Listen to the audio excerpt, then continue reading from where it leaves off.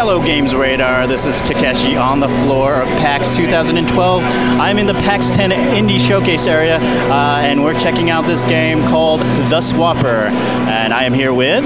Olli Harila, and I'm the kind of other of the two guys who are working on this game, and I'm doing programming, art and design mostly, but also some other things because we're only two guys, so we have very little resources and it's this basic indie thing that you're doing everything all the time. Yeah. Cool.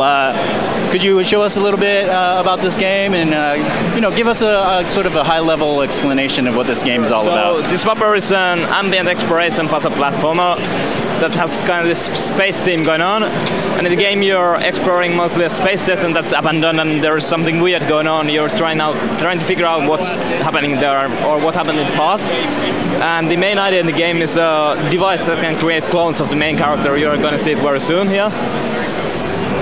And the device can also transfer the character's mind between them. And the art in the game is made using clay and other found objects. So, for example, these rocks here in the background and foreground, they are real rocks. And here you see the Swapper device.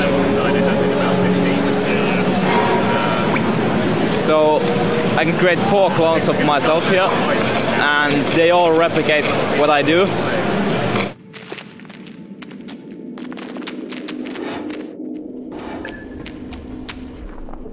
The game is most centered around this idea of this device, and it doesn't have that many new mechanics, but what we instead are doing is going very deep with this idea and doing some very complex puzzles and so on. So it's not like some other puzzle games where there are new mechanics introduced every 15 minutes or so.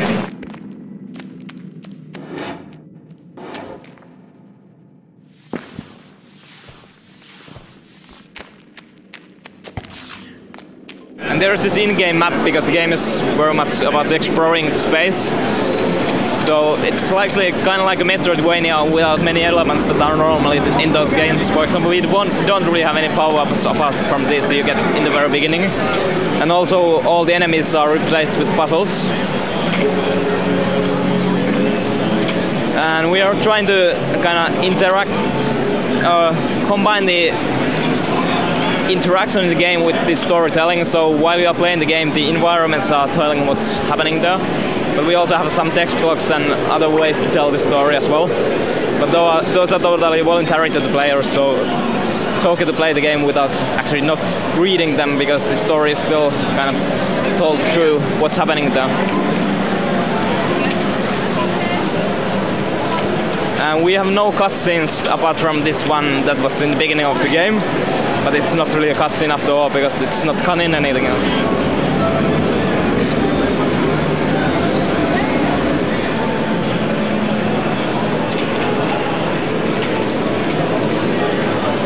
And now the goal here is to activate this teleport that's going to be foreshadowed there on the other parts of this area.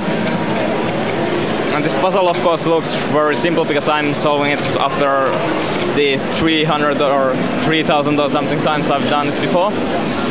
But normal player would probably spend here at least a few minutes.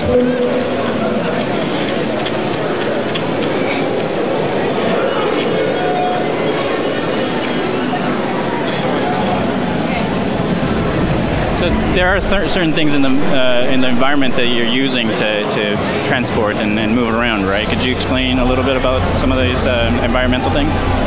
Sorry, can you repeat the question? Yeah, so you're using certain things in the environment to move around and such.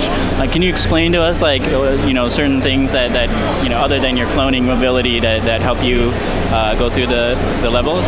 So there are some teleports here in the game because it's non-linear, and it's a way to make it less frustrating to players because there is some backtracking probably for most players. But with these teleports we can make it so that it's not going to take more than a few minutes to travel from the other side of the whole game world to the other side. And this beginning it's kind of linear, but later on the game gets more exploration based. So I see you like teleporting forward to go forward in the level. Like, can't you just run towards there, or is that just like a fast way to get there? It is just that I create a clone. I'm sorry, I can't create any clones here because there's this blue light that's preventing it. It's one of the puzzle elements in the game that we are using to kind of build all these puzzles the player has to solve. But let's go to this other room, so it's possible, or actually it's possible also here. So I can create a clone here. And then shooting him with this device, I can transfer my mind to this body here. And after that I can do whatever I want with the old body, just like, for example, if I do something like this, it's okay, so he just fall down. And the story we are telling in this game is kind of metaphysical things. It's exploring this idea of this device and what would actually happen if somebody had something like this, and also like the implications of transferring your mind between bodies and what is actually mind and so on.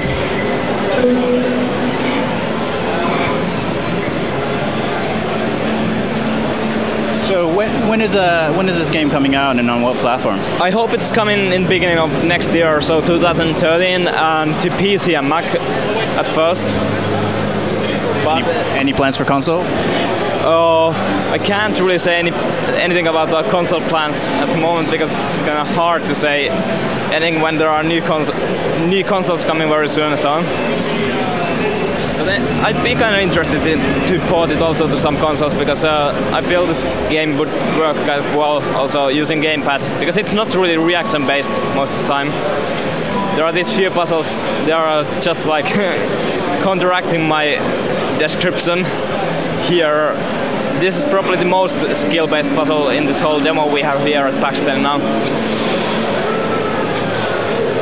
So is there anything else you want our viewers to know about this game that I haven't asked yet? I don't know, like what you saw here is just a small part of the game. We are gonna have lots of more art styles, and the story is gonna get more kind of interesting later on in the game, so there's more atmosphere and like interesting things happening. Like there's, well, okay, I'm not gonna spoil anything anymore. All right. Well, thank you very much for showing us the Swapper. We're in the PAX 10 area at PAX 12. If you want to see more on the Swapper or anything else at PAX 12, keep your eyes on GamesRadar.com.